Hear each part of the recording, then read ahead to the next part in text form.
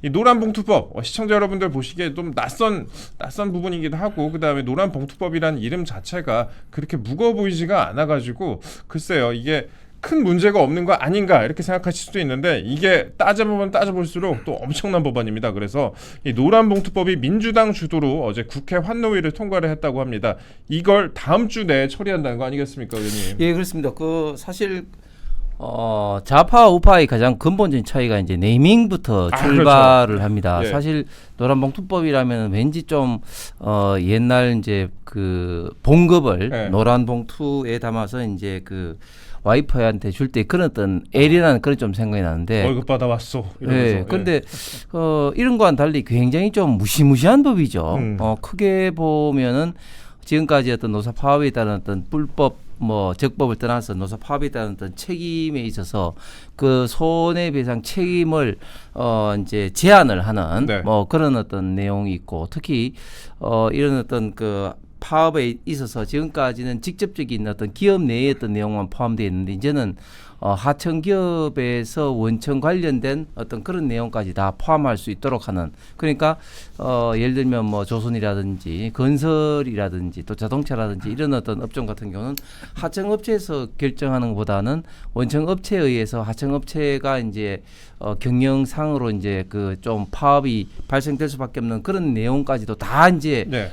적법한 어떤 범위 내에서 됐기 때문에, 이제는 하청 업체에서 예를 들면 이제 조선업체 회장 사무실에 와서 막 떠들고 소리치고 막 이렇게 할 수도 있다. 하청업체가 1,000개가 넘으니까. 예. 그렇죠. 지금 이제 해주시오. 예. 현대중공업 같은 경우는 4,000개 가까이 된다. 네. 또 삼성중공업 같은 경우도 2,000 몇 개가 된다고 이야기를 하는데, 이제는 그런 하청업체의 어떤 모든 어떤 경영상 일정 내지는 그런 어떤 결과까지도 이제 노사 파업이 원청업체까지 다 옮겨가게 된다면, 네. 이거 실질적으로 원청업체에서는 굉장히 경영하는데 굉장히 좀 어려움을 겪을 수밖에 없고, 기업 관련된 어떤 경영상의 어떤 불안정이 극도로 지금 이제 많을 수밖에 없게 되는 것이죠. 네, 그렇습니다. 이게 우려가 참 많아요. 이게 하청업체 노조가 원청과 교섭하는 것을 허용하고, 그리고 불법 파업이라고 할지라도 노조의 배상 책임을 제한한다, 이 내용을 담고 있고, 그리고 거기다가 좀 추가로 돼 있는 게,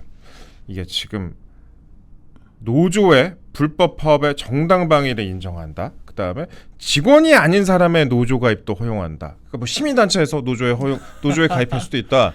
이런 보도가 나오고 있습니다. 그런데 중요한 게 이제 대통령이 더는 미루지 말라라고 했습니다. 그래서 이걸 하게 됐습니다. 어저께 하게 됐고, 민노총 위원장 출신이죠.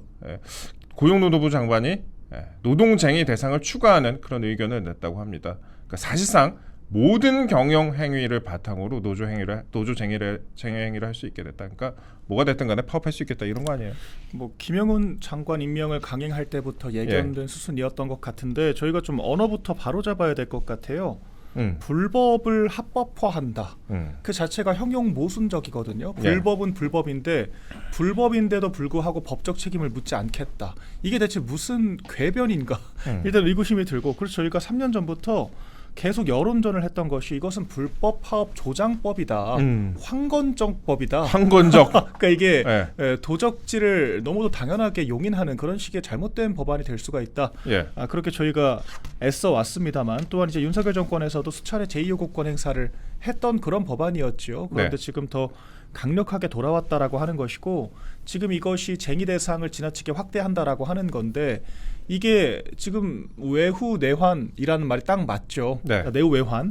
지금 우리 기업들이 그 외부적으로는 관세 압박을 계속해서 받고 있는데, 내부적으로는 법인세도 높이겠다라고 하고, 우리 OECD 평균이 22%인데 25%까지도 높이겠다라고 하면서 지금 노란봉투법까지 강행하는 이런 상황에서 과연 우리 기업들이 정상적인 기업 활동을 할 수 있겠는가, 이런 상황 굉장히 우려가 되는 지점이고, 그래서 저희 어제도 환노위에서 민주당이 일방적으로 통과를 시켰던 겁니다. 그렇게 해서 이번에 본회의까지 직행을 하게 된 건데, 이런 상황이 굉장히 우려스럽고, 이재명 대통령도 친기업적인 행보를 하겠다라고 계속 얘기를 했었잖아요. 그러면서 우리 기업인들 만나고 있는데 이것이 정부를 대신해서 정말 미국에 투자하라고 하는 압박용이었던 건지 과연 친기업 행보라고 하는 것의 실체가 뭔지 한번 되짚어 봐야 할 시점인 것 같습니다. 네, 그렇죠. 그 지금 한국에서 기업하기 참 쉽지 않은 게 우리나라에 진출한 유럽 기업을 대변하는 주한 유럽 상공회의소 여기가 나섰습니다.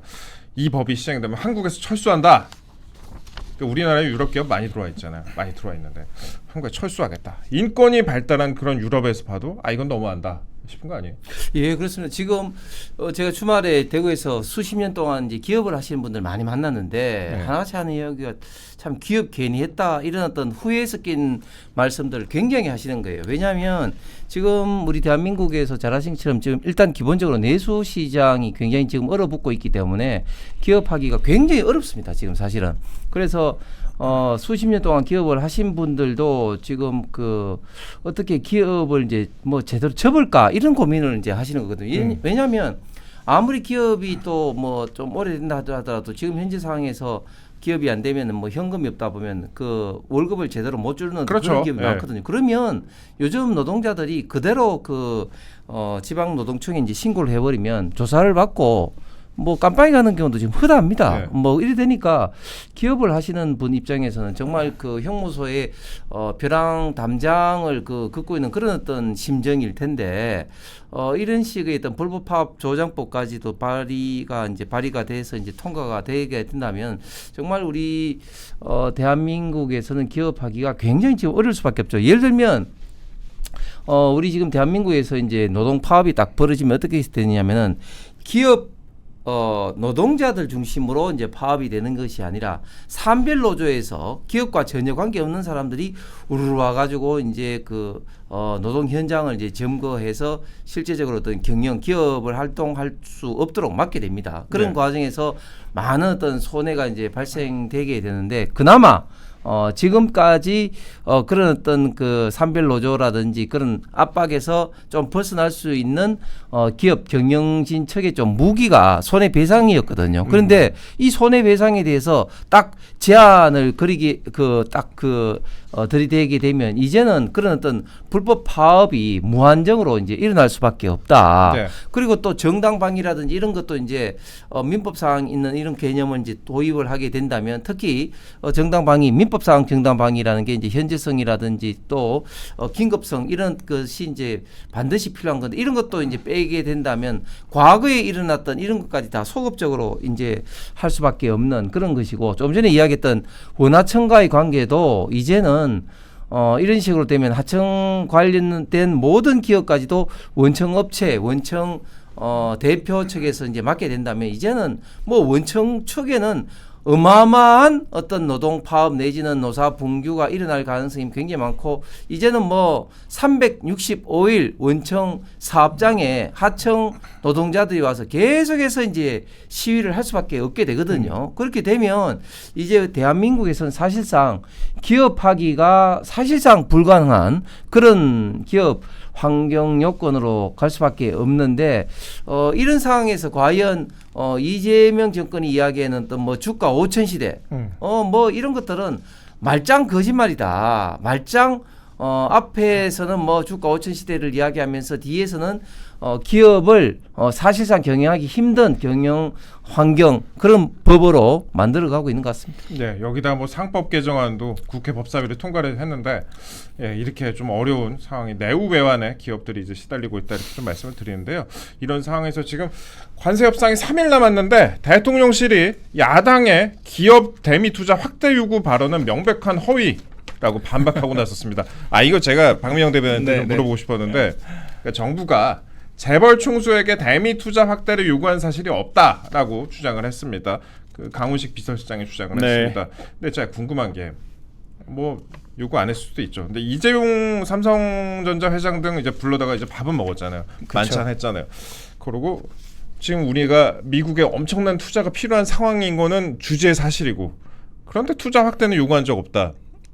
말이 전혀 앞뒤가 안 맞죠. 그리고 지금 이미 정부가 4대 기업을 중심으로 200조 가까이 재원 마련을 하기 위해서 노력을 하고 있다라고 하는 보도는 며칠 전부터 줄기차게 이어져 왔습니다. 예. 그런데 대통령이 그 연장선에서 기업인들을 만나서 관세 관련된 협의를 했다라고 하면 당연히 투자 얘기가 안 나올 수가 없죠. 안 나오는 게 더 이상하죠. 그런데 강유정 대변인이 워낙 브리핑을 좀 이상하게 하는 것 같아요. 네. 그러니까 논조 자체를 투자 얘기가 있었다라고 해도 그게 본질적인 내용은 아니었다라고 하든지 아니면 그러니까. 여타 다른 협의들이 있었다라고 하면 되는데 예. 어제 브리핑이 어떤 식이었냐면 그런 얘기 자체가 없었다. 그럼 그래서 기자들이 그럼 다른 어떤 얘기들이 있었습니까라고 물어보니까 그 얘기는 제가 참석하지 않았기 때문에 해줄 수가 없다라고 예. 일축을 한 겁니다. 그러니까 말해줄 수 있는 건 없는데 아무튼 대통령이 투자 관련된 얘기를 한 적이 없다라고 한 거예요. 근데 제가 의문스러운 것은 대통령이 기업인들을 만나서 투자 약속을 받았다라고 하면 그게 왜 문제가 됩니까? 그러니까요. 대통령이 기업인들과 함께 관세의 난관을 헤쳐가자라고 약속을 했다라고 하는 것은 오히려 성과 아닌가요? 더군다나 이게 우리 정부 기조였단 말이죠. 네. 그리고 지금 마스가라고 발표한 것도 엄밀히는 최상목 경제부총리 때부터 계속 쿠킹을 하던 그런 이슈들이었어요.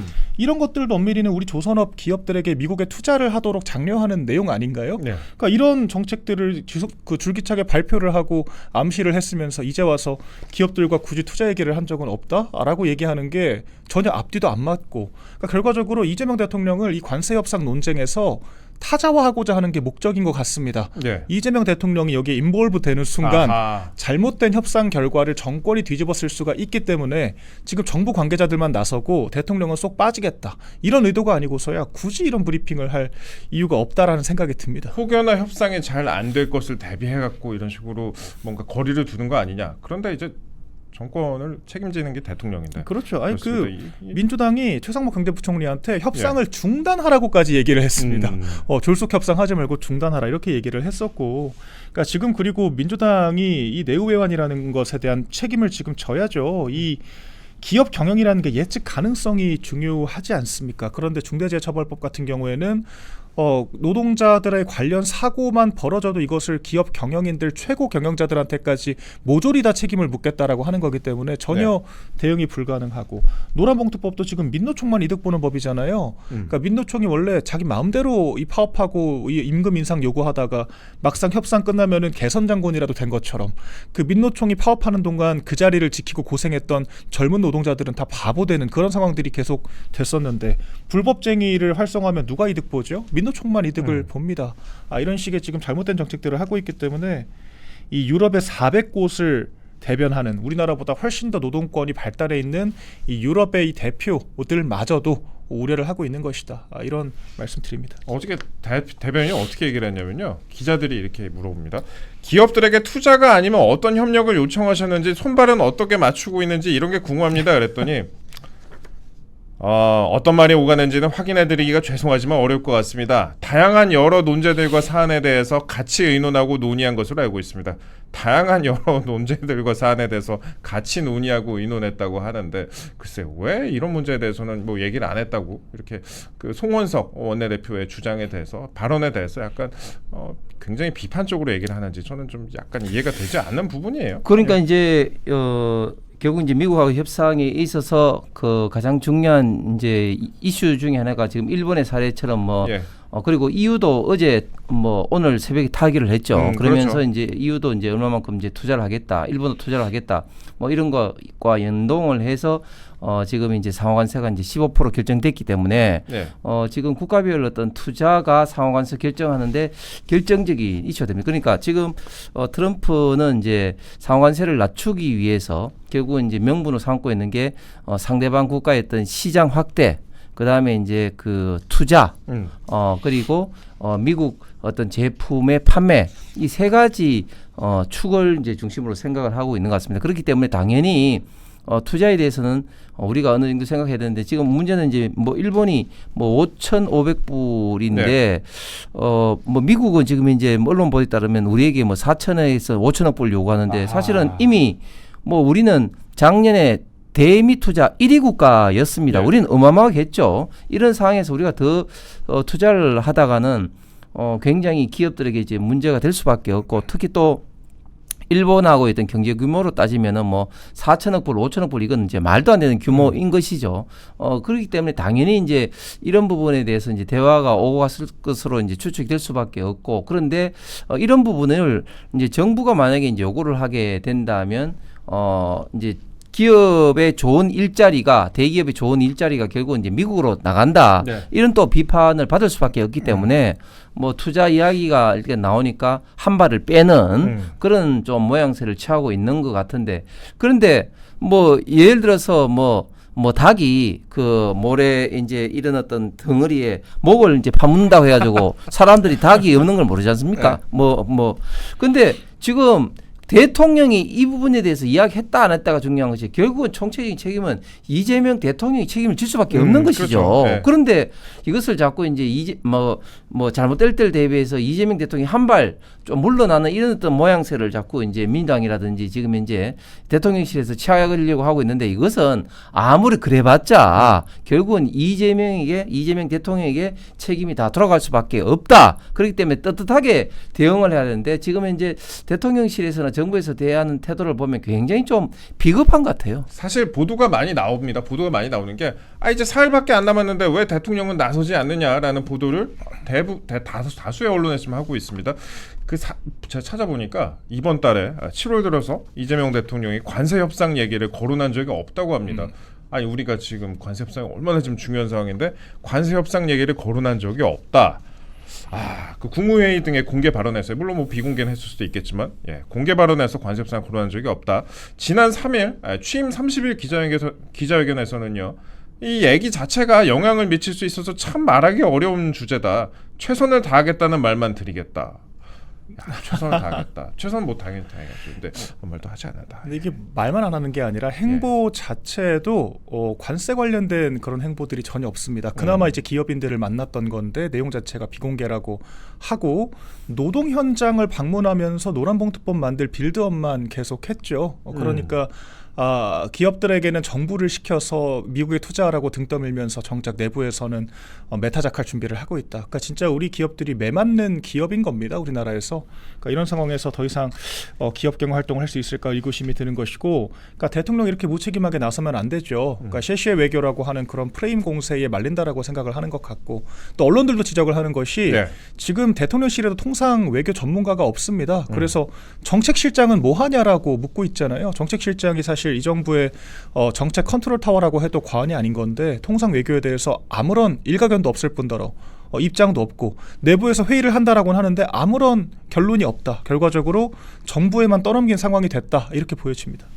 그리고 진즉 협상했으면 이럴 일이 없죠. 그렇죠. 사실 대선 전에 진즉 협상했으면 이럴 일이 없는데 진짜 참 슬펐던 기사가 하나 있습니다. 우리나라 지금 산업부 장관이 있잖아요. 산업부 김정관 장관이 사실 그 공무원 출신도 아니고 이제 기업인 출신이잖아요. 공무원 된 지 며칠 되지도 않았는데 이분이 지금 미국 상무장관 동선을 따라다니면서 협상을 하고 있습니다. 그러니까 워싱턴 갔다가 뉴욕 갔다가 스코틀랜드까지 따라갔습니다. 가는 데는 다 따라가고 있어요. 이게 그러니까 사실 협상이라는 게 갑을이 있는 건데 너무 이제 의뢰 상황에서 지금 협상을 하고 있는 그런 모습이고 특히 이제 스코틀랜드에서 다시 또 미국으로 또 온대요. 그러니까 워싱턴, 뉴욕, 스코틀랜드 다시 미국. 이게 무작정 따라다니는 것으로 보여서 좀 애처롭기까지 하더라고요. 예, 그렇습니다. 김정관 장관은 이제 산업부에서 있다가 차관보까지 했죠. 그러다가 이제 산업부에 나가서 이제 기업에 있다가 이번에 이제 장관으로 다시 그렇죠. 이제 컴백을 했습니다. 그런데 우리가 이제 개인 관계도 그렇고 기업 관계도 그렇고 국가 관계도 그런데 협상을 하기 위해서는 나름대로 입장을 좀 단단하게 하고 유리한 위치에서 이제 협상을 해야 되는데 지금 협상하는 과정을 보면 거의 비굴하게 빌다시피 하는 그런 어떤 모습을 보이고 있습니다. 일국의 산업부 장관이 특히 우리 지금 대한민국 경제 규모로 봐서는 10위권의 경제 대국인데 이런 우리 대한민국의 산업부 장관이 미국의 상무장관과 협상을 하기 위해서 미국에서도 제대로 지금 대접도 못 받고 있는데 그리고 또 시간이 부족하니까 스코틀랜드까지 따라갔다가 또 미국에 왔다가 참 너무 모습이 애처롭기도 하고 참 비굴한 모습을 보이는 것 같은데 그런데 이런 어떤 태도야말로 지금 우리가 협상을 잘못하고 있다는 거죠. 왜냐하면 지금 우리가 좀 더 공격적으로 나가서 우리가 이제 안보 경제 패키지로 이제 하면서 우리가 좀 더 당당하게 네. 주장을 할 수 있는 거리가 굉장히 많이 있습니다. 예를 들면 우리가 이제 미국과의 동맹 관계에 있어서 미국의 어떤 대중 봉쇄 전략 차원에서 우리가 집단 방위 체제를 예를 들면 미국이 원하는 대로 이렇게 하겠다. 예. 뭐 이런 식으로 우리가 좀 더 강경하게 처음부터 나가는 가운데 그 중에 하나로 이제 관세 협상을 생각해야 되는데 우리가 지금 이재명 대통령의 실세 외교 때문에 그런 어떤 안보에 있어서는 지금 입도 못 대고 하니까 우리가 자꾸 이제 이런 어떤 관세 이런 어떤 협상 프레임 자체만 갇히게 되는 거죠. 이렇게 네. 되니까 우리가 점점 더 내주면서도 오히려 지금 이제 협상에 있어서는 아까 말씀드린 것처럼 굉장히 좀 안 좋은 모습으로 우리가 비굴하게 끌려가는 모습으로만 지금 비춰주고 있는 것이죠.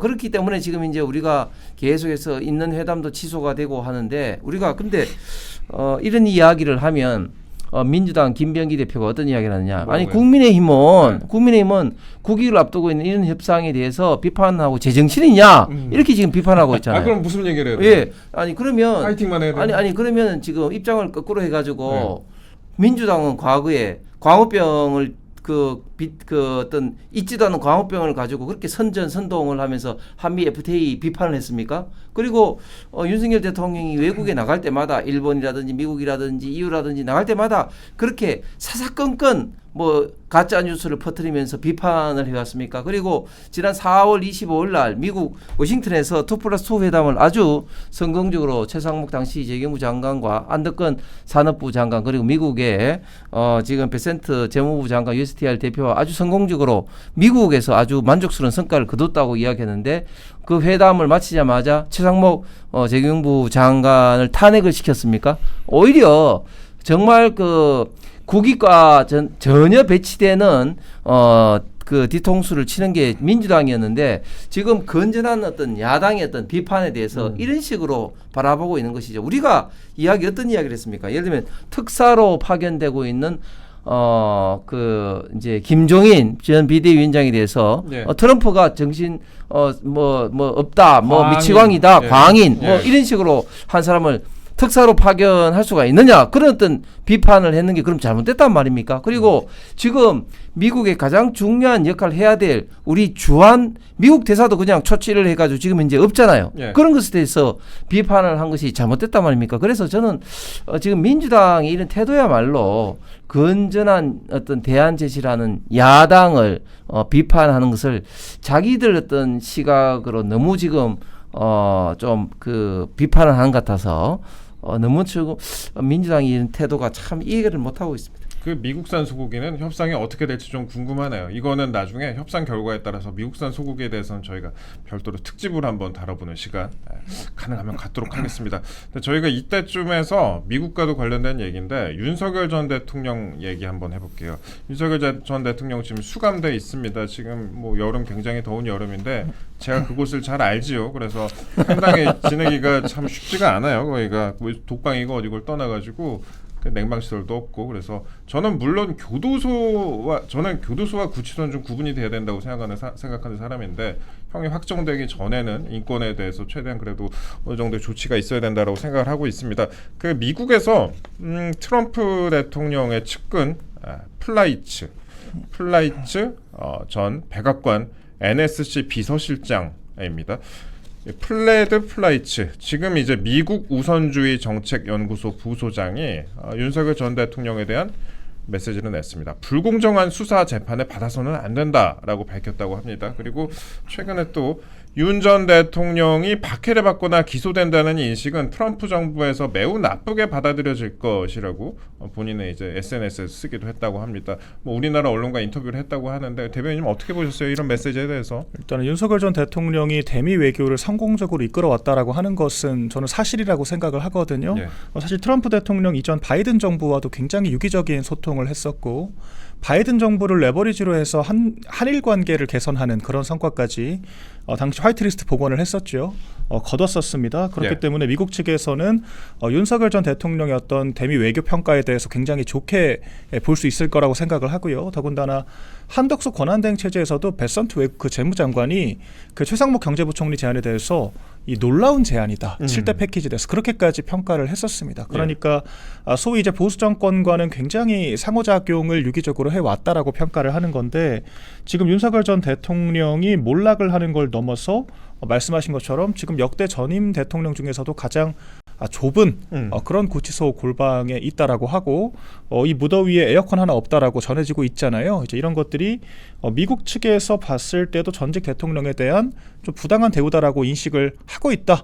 이런 사인으로 또 보여지고요. 그리고 또 이걸 위성락 실장하고 면담을 해가지고 메시지를 전달했다고 하는 거 아니에요? 맞습니다. 그래서 뭐 내용을 언급하고 싶지는 않다라고 하면서도 부당한 대우를 받지 않아야 된다. 뭐 이렇게 또 그렇죠. 언급을 했다고 합니다. 그렇게 위성락 실장에게 강조를 했다. 그러니까 이런 인식이 미국에 그래서 퍼져 있다라고 또 봐야겠죠. 그러니까 위성락 그 국무부 장관이 결과적으로 저희 그 안보실장과의 그런 회담을 거부했다라는 거 아니겠습니까? 그러니까 미국이 노골적으로 불쾌감을 표출하고 있다라고 하는 거예요. 물론 이거 하나만 국한된 문제는 아닐 겁니다. 서영교 의원을 비롯한 여당 의원들이 미국 본진까지 직접 쳐들어가서 제일 먼저 한 것이 반 트럼프 인사를 만나서 네. 종전 뭐 선언법 그 축사까지 했다라고 하는 거 아니겠습니까? 또 우리 조은석 특검 같은 경우에는 오산 공군기지를 압수수색을 했습니다.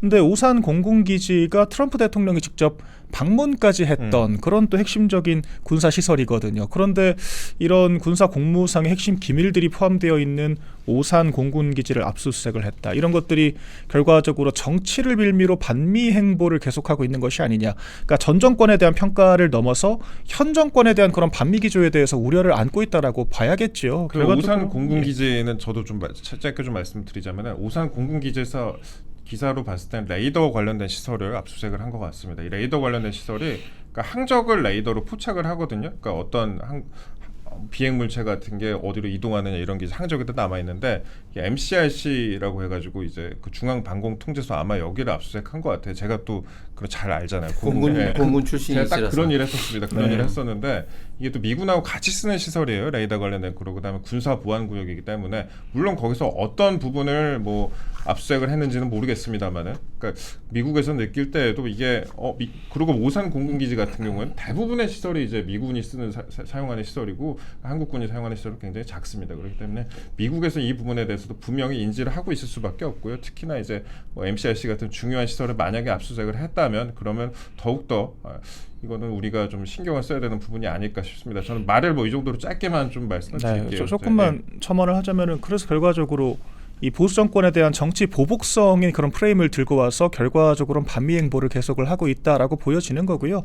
협상을 하라고 하니까 뜬금없이 전작권 환수를 한다라고 하고 우리 국정원장이 미국과 협의 한마디 없이 대북 방송 송출을 중단을 시켜버리고 이런 식의 문제들이 지속되고 있지 않습니까? 당연히 미국 입장에서는 친중 정부 아니냐. 결과적으로 우리 정부들이 친중세를 내고 있다라고 해도 과언이 아닐 정도라고 지금 보여집니다.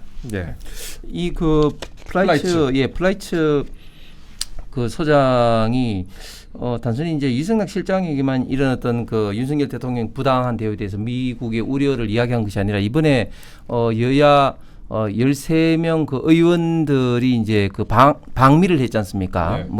어젠가에 돌아왔는데 방미를 했을 때 만났을 때도 또 이 프라이츠 소장이 이런 어떤 이야기를 했습니다. 그런데 이 프라이츠 소장만 이런 이야기를 하는 것이 아니죠. 지금 모스탄 대사도 얼마 전에 왔을 때 이런 이야기를 했었고, 그다음에 미국에 저도 그 워싱턴 정가에 이야기를 들어보니까 많은 사람들이 이런 어떤 우려를 지금 이야기를 하고 있습니다. 자, 그러면 왜 미국에서 윤석열 전 대통령에 대해서 관심이 많냐? 저는 두 가지로 보는데요. 첫 번째는 윤석열 전 대통령이 했던 행보가 미국으로 봐서는 굉장히 좀 중요한 행보를 이제 많이 했던 것이죠. 예를 들면 첫 번째, 미국 자체적으로 핵 공유 협정 등을 통해서 한미 어떤 안보적인 측면에서 획기적인 어떤 그런 어떤 그 발전을 이제 하게 만들었고 또 두 번째는 미국 입장에서는 한미 간의 관계도 중요한데 태평양 그 중국 봉쇄적인 측면에서는 또 한일 간의 관계도 굉장히 좀 중요합니다. 그런데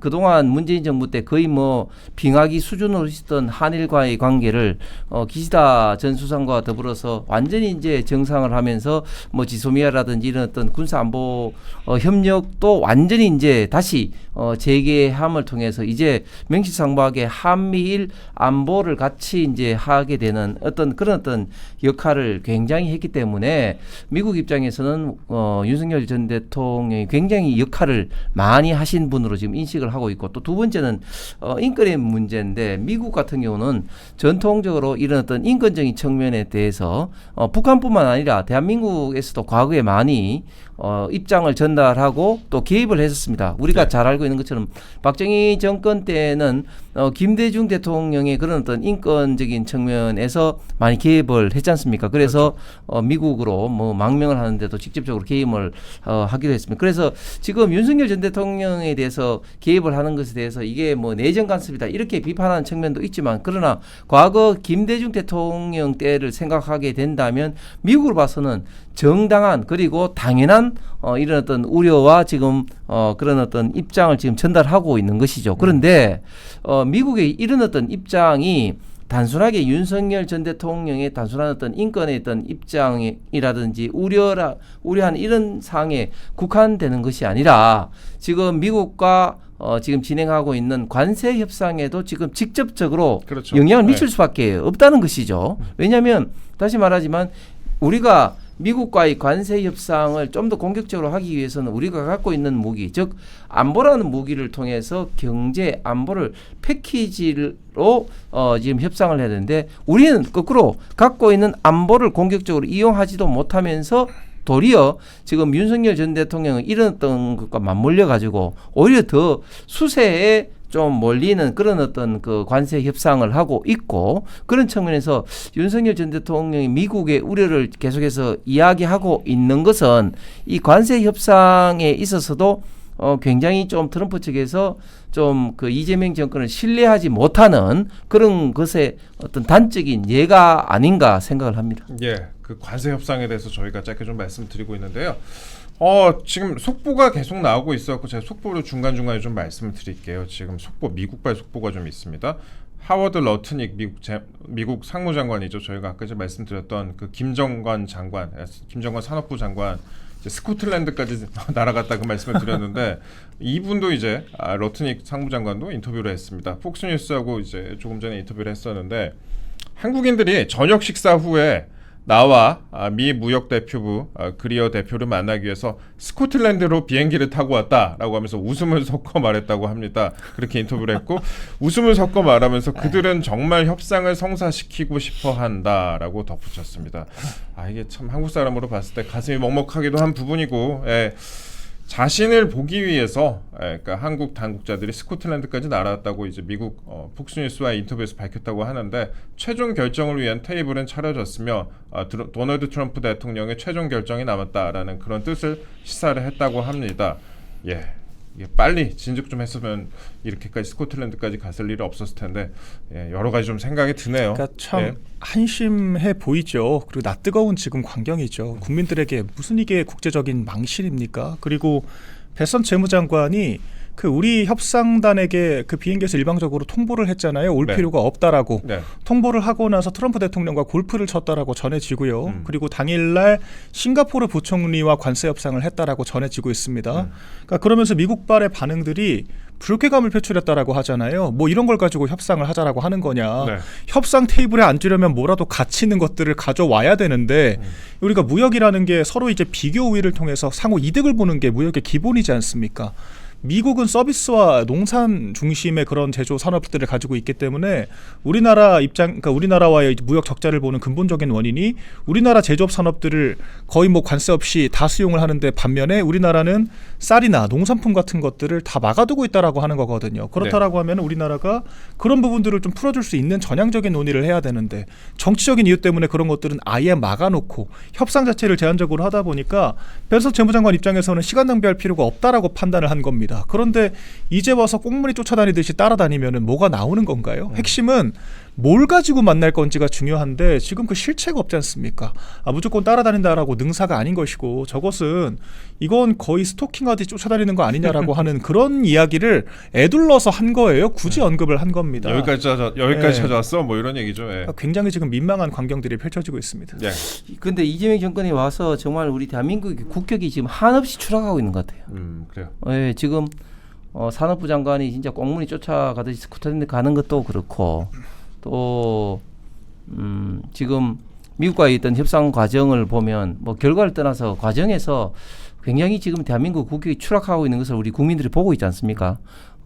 갑자기 트럼프 대통령과의 정상회담을 하려고 했는데 G7에서도 못하게 되고 또 구인철 장관이 또 출국하기 위해서 이제 비행기를 타기 직전에 한 또 시간 전에. 회담이 또 깨졌다고 연락을 받고 또 그 이전에 또 유승낙도 안보실장이 또 마크 루비오 국무장관 마크 루비오가 지금 어느 정도 위치냐면 원래 국무장관이 3위 서열인데 미국에서 네. 지금 이제 국무장관 겸 국가안보보좌관 전에 이제 트럼프 일기 때는 이제 볼턴이 맡고 있었죠.